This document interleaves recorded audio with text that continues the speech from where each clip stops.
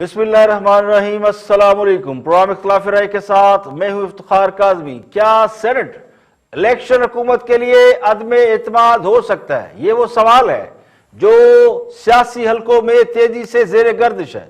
Opposition ने हुकूमत को एक बड़े इम्तिहान में डाल दिया है, जबकि हुक्मरान जमात में सेनेट की टिकटों के हवाले से बंदरबांट पर इख्तिलाफात खुलकर सामने आ रहे हैं। अरबपति अफराद को सेनेट के टिकट देने पर हुक्मरान जमात के वर्कर्स में तहफ़्फ़ुज़ात पाए जाते हैं। एक तरफ अपोजिशन ने फेडरल कैपिटल की सीट का मुकाबला 1 to 1 करके हुकूमत को मुश्किल में डाल दिया है। ईवान में कौमी असम्बली का जो ईवान है उसमें तहरीक इंसाफ और उसके इत्तेहादियों के मजबूरी वोट अपोजिशन से ज्यादा है।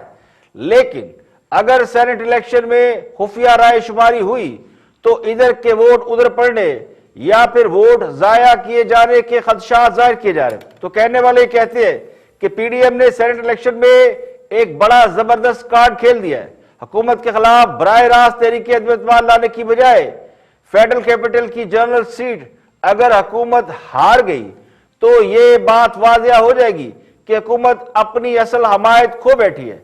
नंबर गेम में अपोजिशन हुकूमत से पीछे है, लेकिन हुकूमत को खदशा ये है कि इसमें सरप्राइज आ सकता है।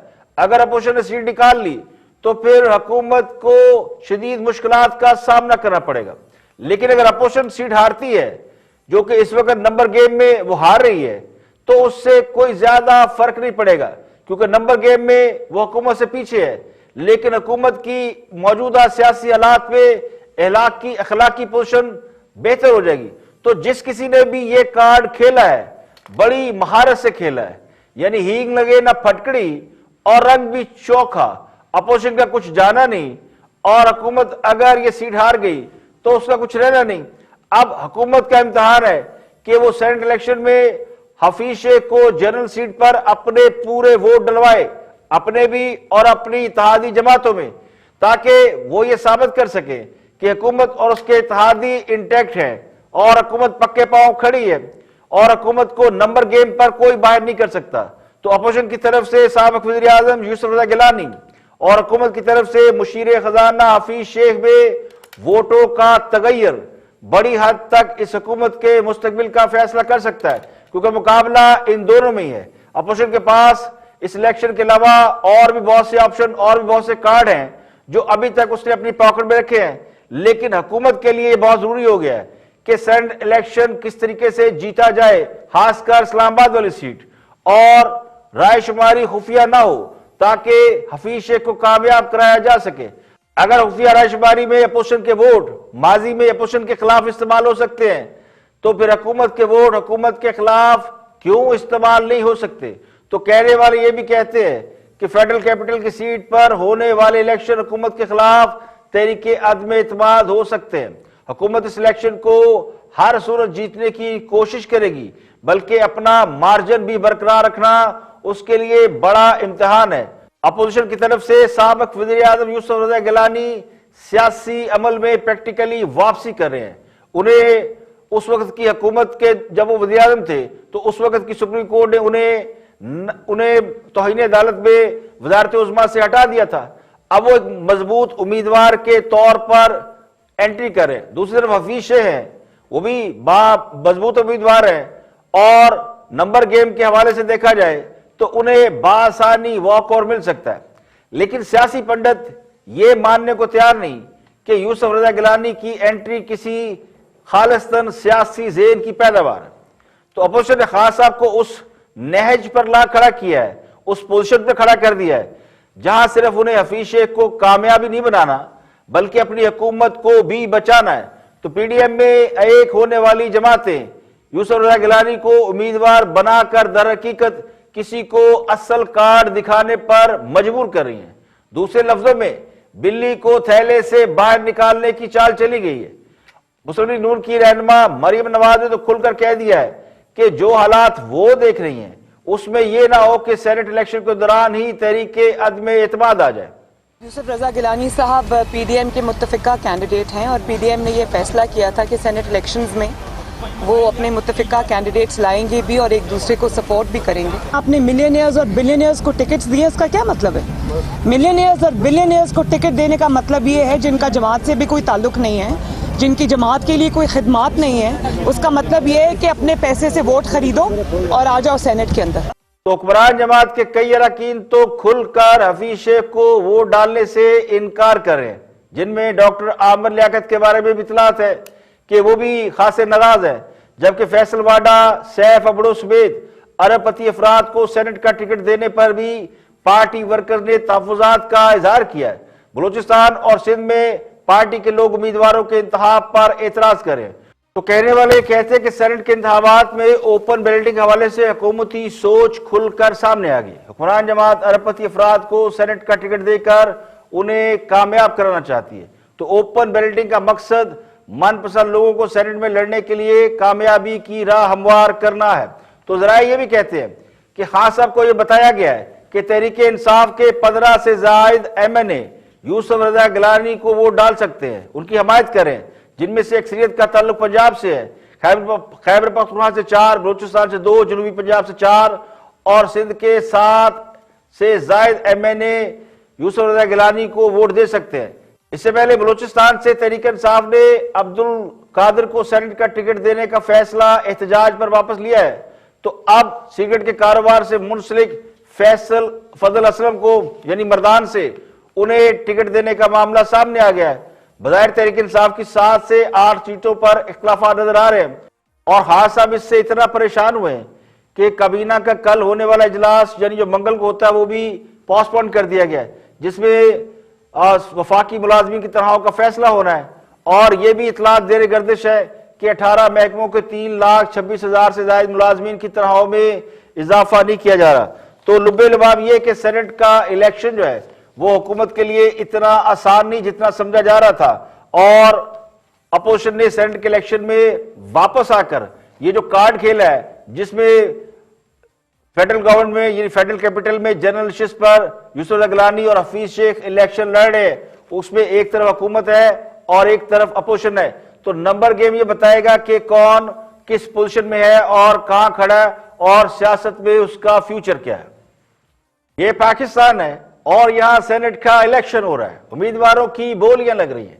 यह हमारा मुल्क है जहां चीनी 45 रुपए किलो से 100 रुपए किलो तक पहुंच गई है, जहां आटा नायाब है और चीनी माफिया अब भी पार्टी कर रहा है, लेकिन हुकूमत टस से मस नहीं हो रही। ये नया पाकिस्तान है, इसके पुराने मिस्त्री काम से निकाल दिए गए हैं और नए मिस्त्री 2.5 साल बाद भी अभी तक यहां पार्टी कर रहे हैं। ये पाकिस्तान है जहां 2 माह में बिजली कीमत में 3 बार इजाफा और पेट्रोल की कीमत में अल्हम्दुलिल्लाह अब 4थी बार इजाफा होने जा रहा है और अवाम की ख्वारी हो रही है। ये हम है, ये हमारा मुल्क है जहां बाहर से आने वाले अफराद हुकूमत का हिस्सा बनकर अवाम को महंगाई की चक्की में पीस रहे हैं और उनकी पार्टी हो रही है। तो कहने वाले ये कहते हैं कि मुल्क बर्बाद हुआ लेकिन हुकूमत की पार्टी चल रही है। मुल्क बर्बाद हुआ तो क्या हुआ? टेंशन तो खत्म हो गई कि खान साहब वज़ीर-ए-आज़म बन गए तो क्या होगा?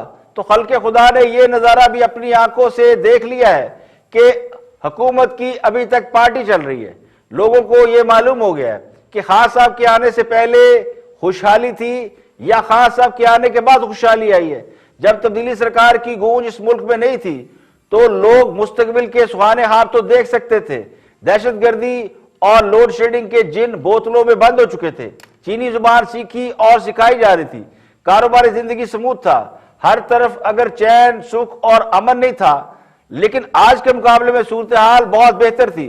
तो बहुत से लोग इस थ्योरी से इत्तफाक करते हैं कि 2 हुकूमतों का यानी पिछली हुकूमत का और आज की हुकूमत का जायजा लिया जाए, तकाबली जायजा लिया जाए, तो मौजूदा दौर हुकूमत में दूसरों की पगड़ियां उछालने और बगैर सबूत के लोगों को चोर करार देकर अपनी नाहली और नालायकी छुपाई जा रही है। भुगतान और इल्जाम तराशी का मकसद नालायकी और चोरियों पर पर्दा डालना। बिजली कीमत में मुसलसल 2 माह से इजाफा हो रहा है। पिछले माह बिजली कीमत फी यूनिट 1.96 पैसे इजाफे के बाद 2 रोज बाद 1.53 पैसे और उसके बाद 80-86 पैसे, जिसका मतलब है कि बिजली कीमत में अब तक कोई 3.5 से 5 रुपए फी यूनिट इजाफा हो चुका है। 2018 में चीनी की कीमत 53 रुपए किलो थी, आज 100 रुपए से जायद पर पहुंच चुकी है। मूंग की दाल, जिसे गरीबों की दाल कहा जाता है, वो भी 114 रुपए से बढ़कर 300 रुपए किलो तक पहुंच गई है। तो खाने पीने की अशिया की कीमतों में दुगना बल्कि 3 गुना इजाफा हो रहा है और हुकूमत की पार्टी हो रही है।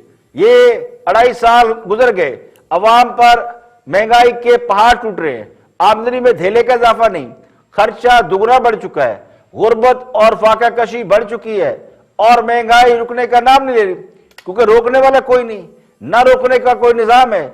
जिन्होंने ये महंगाई रोकनी है उनकी तो पार्टी हो रही है। तनख्वाह में इजाफे के लिए सरकारी मुलाजिम को डंडे खाने पड़ते हैं, शेलिंग झेलना पड़ती है। 2.5 साल में 60 लाख पाकिस्तानी बेरोजगार हो चुके हैं, 2 करोड़ खते गुर्बत से नीचे चले गए, शरह तरक्की 5.8 से भी मनफी में चली गई है। लेकिन हुकूमत की पार्टी हो रही है। महंगाई सबसे ज्यादा है खित्ते में अफगानिस्तान से भी ज्यादा महंगाई है, यानी अफगानिस्तान की महंगाई हमसे कम और करेंसी हमसे बेहतर हो चुकी है।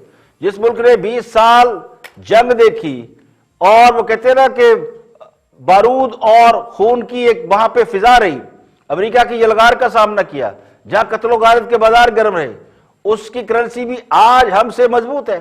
लाहौर जैसे शहर में 18,000 बच्चों ने स्कूल जाना तर्क कर दिया, वालिदैन के पास देने के लिए पैसे नहीं है, फीस नहीं है। अखबारात की रिपोर्ट है, अखबारी रिपोर्ट के मुताबिक 6 लाख बच्चे स्कूल बंद होने के दौरान मकतब को अलविदा कहकर काम पर लग गए हैं। ड्रॉप आउट रेट बढ़ गया है। रहीम यार रहा के 22,000 स्टूडेंट, उन्होंने तालीम तर्क कर दी है। लेकिन सरकार की किताब में लिखे के हिसाब के बाद नफा ही नफा है, नुकसान नहीं है। अगर कोई नुकसान है तो उसके जिम्मेदार जाने वाले हैं, आने वाले नहीं है। हुकूमत ना करप्शन खत्म कर सकी, ना महंगाई खत्म कर सकी, ना तालीम सस्ती कर सकी। बिजली, गैस और पेट्रोल की कीमतों में रोज बरोज इजाफा हो रहा है, जबकि महंगाई बढ़ती जा रही है, आमदनी कम होगी। तो फिर वो कहने वाले कहते हैं, जस्टिफिकेशन नहीं है, लेकिन उनकी वो कहते ये है कि अगर आमदनी नहीं होगी और आमदनी कम होगी तो इस मुल्क में लोग करप्शन नहीं करेंगे तो क्या करेंगे।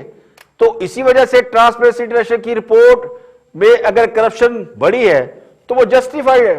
मुसलसल 2-2.5 साल से महंगाई बढ़ रही है और इसको तो बर्दाश्त किया जा सकता था, महंगाई पूरी दुनिया में बढ़ती है।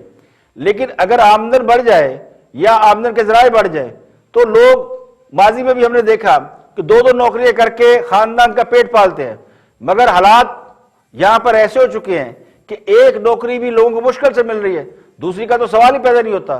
सरकारी मुलाजमीन अगर काम बंद करके एहतजाज कर लेंगे तो उनकी तनख्वाह में इजाफा हो जाएगा, लेकिन आम आदमी वो कारोबार बंद करेगा तो कोई उसे पूछता ही नहीं, वो काम बंद करके एहतजाज भी नहीं कर सकता।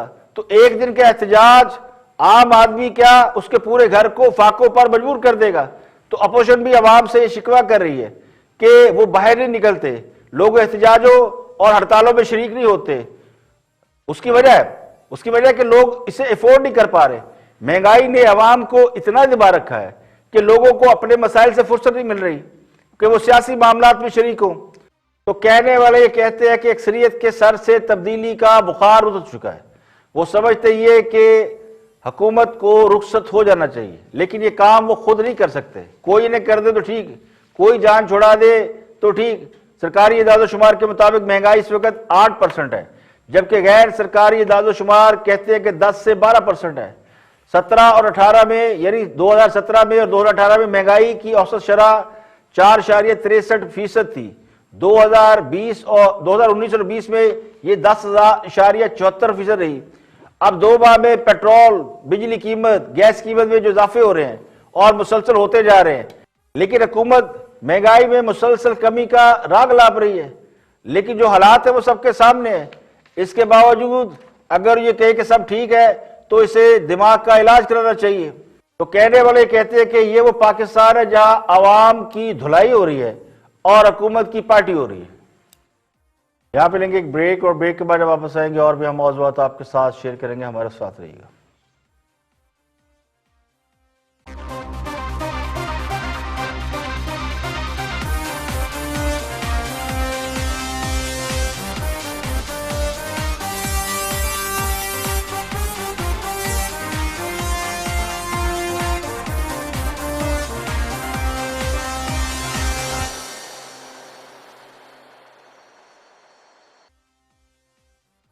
Welcome back. आप देख रहे हैं प्रोग्राम इख्तिलाफ राय और मैं इफ्तिखार काज़मी। ब्रेक के बाद हाजिर खिदमत है। कुछ तज़किरा करते हैं वफाकी वज़ीर दाखिला शेर रशीद के उस बयान का जो सोशल मीडिया पर खासा डिस्कस हो रहा है। शेर रशीद साहब ने फेडरल कैपिटल में वफाकी सरकारी मुलाजमीन की एहतजाज के दौरान जो शेलिंग की गई उसको जस्टिफाई किया। देखते हैं वफाकी वज़ीर दाखिला ने क्या कहा। वॉच शेख रशीद।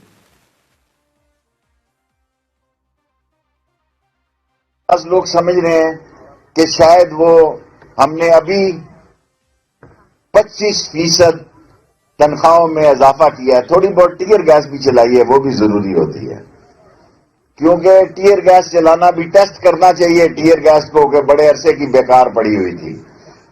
सो उसकी थोड़ी सी टेस्टिंग की है, ज्यादा नहीं की है और ज्यादा महफूज है हमारे पास। बड़े अदब और एहतराम के साथ कहने वाले तो कहते हैं कि खास साहब के बाद अगर किसी में तकब्बुर और गरूर देखने में आया है तो वो जनाब शेर रशीद है। तो शेख साहब की ज़हनी पसमानदगी का अंदाज़ा इस बात से लगाया जा सकता है जो उन्होंने सरकारी मुलाजमिन पर शेयरिंग के हवाले से कहा है। यानी शेख साहब ये फरमाते हैं कि थोड़ी सी आंसू गैस हमने चेक की कि चलती है कि नहीं चलती। तो जिनके नज़दीक अवाम भेड़ बकरियां है तो वो जब चाहे अवाम पर कोई तजर्बा कर ले। दुनिया भर में लोग साइंसी तजर्बात कर रहे हैं, वैक्सीन बनाने की दौड़ चल रही है और हम लोगों पर आंसू गैस के शेल चलाकर देख रहे हैं कि कहीं वो एक्सपायर तो नहीं हो गए, और एक्सपायर हो गए तो काम भी कर रहे या नहीं कर रहे। तो कल को खुदा ना खास्ता लोगों पर रॉकेट और मिसाइल भी चलाए जा सकते हैं और ये चेक करने के लिए कहीं रॉकेट और मिसाइल पड़े पड़े बेकार तो नहीं हो गए, खराब तो नहीं हो गए, तो उन्हें अवाम पर इस्तेमाल किया जाने लगे। तो क्या यह समझना गलत है कि जो टीयर गैस को अवाम पर इस्तेमाल कर सकते हैं वो कुछ भी कर सकते हैं। अब शेर रशीद को बहुत से लोग पसंद करते हैं तो उनका एक दबंग अंदाज है, सियासत में एक उनका बड़ा तजर्बा है, वो तजर्बाकार सियासतदान है, लेकिन उम्र के इस हिस्से में वो जिस किस्म की बातें और हरकतें कर रहे हैं उनसे इसकी तवक्को नहीं की जा सकती। तो यहां वो लग रहा है जैसे शेर रशीद साहब ने ये फैसला कर लिया है या उन्होंने सोच लिया कि वो बैसियत वजीर इस दुनिया से जाएंगे। तो शेर रशीद साहब के इस बयान के बाद मुझ समेत हर आम शहरी खुद को गैर महफूज तस्वर कर रहा है कि वो किसी भी वक्त हुक्मरानों के तजर्बे की दद हो जाएगा। अब इसमें कोई शक नहीं रहा कि सरकारी मुलाजमीन पर शेयरिंग वज़ीर दाखिला के कहने पर की गई, उसमें एक पुलिस एहलकार भी जाँ बहक हुआ। तो इसका खून किसकी गर्दन पर है? शेयरिंग का तजर्बा करने वालों पर पर्चा होना चाहिए जिन्होंने सियासी मुखालफिन से निपटने के लिए महंगाई से मारे सरकारी मुलाजमीन को इस्तेमाल किया और अपने इरादे जारी कर दिए। तो वो जो कहते हैं ना कि नवाज शरीफ का जर्फ था कि उसने खान साहब को 126 दिन धरने की इजाजत दी थी, ये तो खुली धमकी दे रहे हैं कि अगर अपोजिशन इस्लामाबाद की तरफ आई तो ये आंसू गैस के एक्सपायर गोले भी मारेंगे, बर्दाश्त नहीं करेंगे बल्कि मैदान जंग बना देंगे। आगे बढ़ते हैं और गुफ्तगू कर रहे हैं तजिया निगार इरशाद भट्टी और कॉलमिस्ट भी हैं। देखते हैं कि वो क्या फरमाते हैं। Watch this. मुशावरत की कमी, तरीके इंसाफ में सबसे बड़ी मुशावरत। सवेरे उठते हैं ये जहांबाज ट्विटर पे बैठ जाते हैं, अपनी अपनी इन्होंने मीडिया स्ट्रेटजी पे ज्यादा मुशावरत होती है। और नहीं, रात के शोज को फतेह करना, मीडिया स्ट्रेटजी की मुशावरत और फिर वो शेर जवान करते हैं। अब देखें मुशावरत की कमी है, या मशवरा देने वाले अक्लमंद नहीं है या इमरान खान साहब सुनते नहीं है। गो के बड़े लोग जो हैं अक्सर वो कानों के कच्चे होते हैं और वजीर आजम कमारे की शख्सियत ऐसी अगर वो ठान ले तो अपनी भी नहीं सुनते। अच्छा। लेकिन अगर मैं आपको अगर फॉर एग्जाम्पल मशवरा वजीर आजम मशवरा सुनते तो केपी में महमूद खान और पंजाब में साईं उस्मान बुजदार ना होते। अगर मशवरा सुनते तो वफाक में ये टीम कभी ना होती जो है। अगर मशवरा वजीर आजम सुनते या मशवरे पे अमल होता या मुशावरत होती तो बिलीव मी 2.5 साल ये परफॉर्मेंस गवर्नेंस का ये हाल ना होता। ये पुलिस पटवार रिफॉर्म्स हो चुकी होती। 13 खत वजीर आजम गंदम पर सिर्फ अपने एक अंडर वाले महकमे को ना लिखने पड़ते और चीनी गंदम पर 404 अरब ना हमें पड़ता। अपने किसानों का बुरा हाल ना होता, रूसी किसानों की मौजें ना होती और चीनी 1 साल पहले चीनी गंदम एक्सपोर्ट, 1 साल बाद चीनी गंदम इंपोर्ट ना होती। पार्लियामेंट को यूं ताले ना लगे होते और अगर मशवरा सुनते तो सी पैक, कश्मीर, कोरोना, टिड्डी दल, जीबी पर कभी कहीं ना कहीं इकट्ठ हो चुका होता। और अगर मशवरा अद्वियात पे आटा गंदम, चीनी के बाद पेट्रोल पर बिजली घर दौरान होते। खान साहब को और अगर दो मशवरा सुन नहीं रहे या मशवरा सही दे नहीं रहे, ना मुशावरत होती या ना मुशावरत, ब्रेक से वापस आके पूछूंगी मुझे दो बातें। और अगर मशवरा तो हमें अर्तुगरुल की इतनी कीमत, भारी कीमत ना अता। इस मुल्क में अजीब मसला है, अगर वज़ीर-ए-आज़म मशवरे ले तो वो भी बुरा, उसके बारे में कहा जाता है कि उसे मुशीरों ने मरवा दिया, वरना वो आज भी वज़ीर-ए-आज़म होते। और जो वज़ीर-ए-आज़म मशवरे नहीं लेता उसे भी सलवातें सुनाई जाती है कि वो किसी की सुनते नहीं। हालांकि इनके बारे में तो दुनिया को मालूम है, यानी खान साहब के बारे में, कि उनके कान में जिसने जो बात कह दी वो आगे फौरन बढ़ा देते हैं। तो जिनके बारे में ये तासुर भी है कि वो सिर्फ वज़ीर आज़म है और फैसले कहीं और होते हैं, वो मशवरा लें भी तो किस लिए? तो खान साहब पर यह इल्ज़ाम कि वो मशवरे लेते तो उनकी हुकूमत नाकाम होती, ज़्यादा दुरुस्त नहीं है। जिन्होंने मशवरा लिए वो भी तो हटा दिए गए। तो तब्दीली के मतवालों का जो असल मसला है वो ये है कि उन्हें अब ज़्यादा लिफ्ट नहीं मिल रही। तो अंदर की बात ये है, बहुत से लोगों को शायद ये इल्म भी हो और बहुत से लोगों को इल्म नहीं, कि बहुत से जो सहाफ़ी थे खान साहब के करीबी, वो खान साहब को मशवरे देने के लिए सुबह नाश्ता उनके साथ किया करते थे। तो खान साहब ने बड़े मशवरे लिए, वो जो अंडे कट्टे बच्चे से लेके हमने मशवरे देखे शुरू में, वो सारे खान साहब ने अपने इन्हीं दोस्तों से लिए। वो तो किस्मत ने पलटा खाया और बनी गाला में हुकूमत बदल गई और फिर एंट्री बंद हो गई। अब मुश्किल ये कि खान साहब के लिए जिनकी सुबह शाम ये कवाली करते रहे वो भी इन्हें खास नहीं डाल रहे, और जिनके लिए कवाली करते रहे वो भी खास नहीं डाल रहे, तो फिर गुस्सा ऐसे निकाला जाता है। यहाँ पे लेके एक ब्रेक, और ब्रेक के बाद वापस आएंगे और भी हम मौज़ूआत आपके साथ शेयर करेंगे। हमारे साथ रहिए।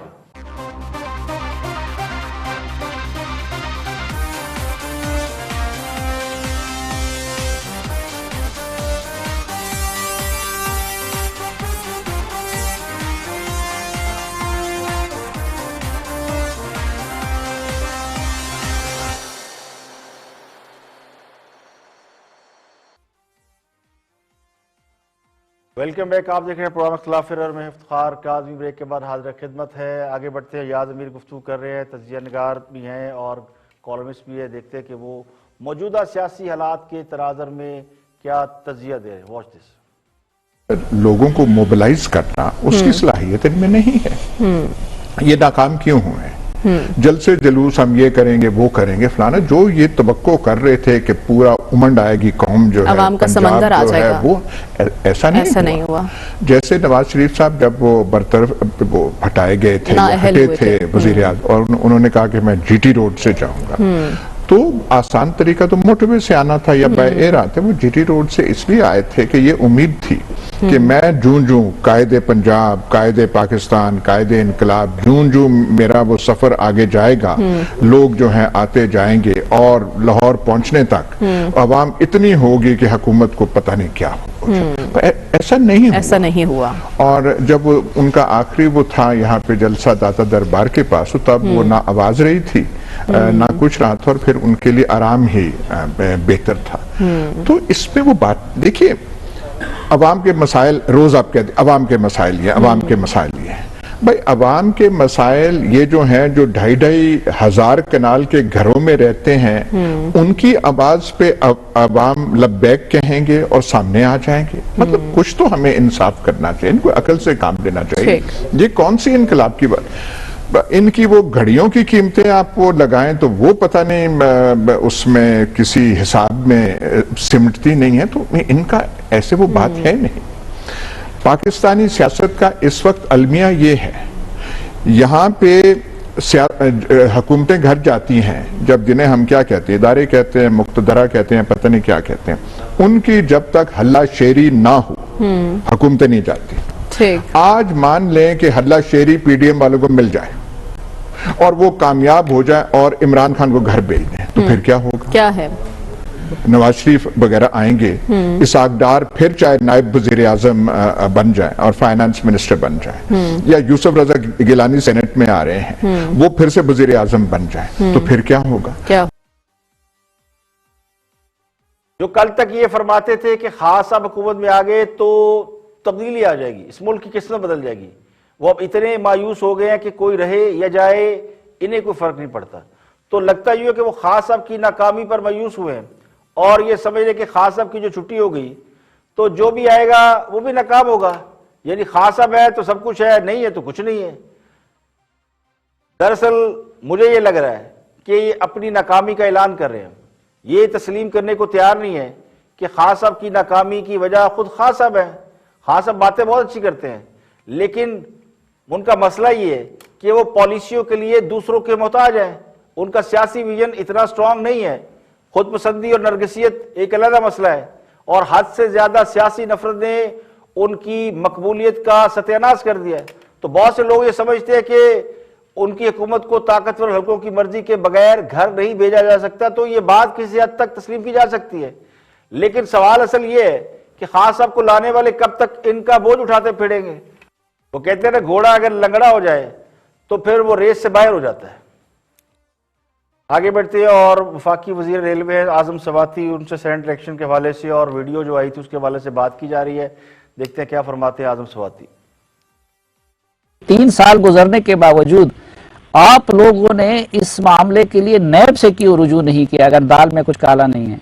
सुने मैं उससे जो बात आप कर रहे हैं ना, मुझे मालूम नहीं कि ऐलान किया था या नहीं किया था, पहली बात ये है। लेकिन अगर वो खुदा ना खास्ता नहीं लेके गए तो ये वीडियो तो पहले भी आई होने दी। तो ये काम तो कम से कम जो है, अगर हमें एक transparent free and fair election कराना है, ठीक, तो फिर उसकी बुनियाद तो ये है कि ये जाना चाहिए। लेकिन मैं एक और चीज और ऐड करना चाहूँ, क्या ये दुरुस्त नहीं है कि इस पीपल के सिर्फ 3 जो है वहां पे वो थे, मेंबर थे जी जी, और किस तरीके से जो है उन्होंने बैरमन तंजी साहब को, जो मेरे दोस्त हैं, उनको कैसे इलेक्ट कर लिया और एक खातून को उसको इलेक्ट कर लिया।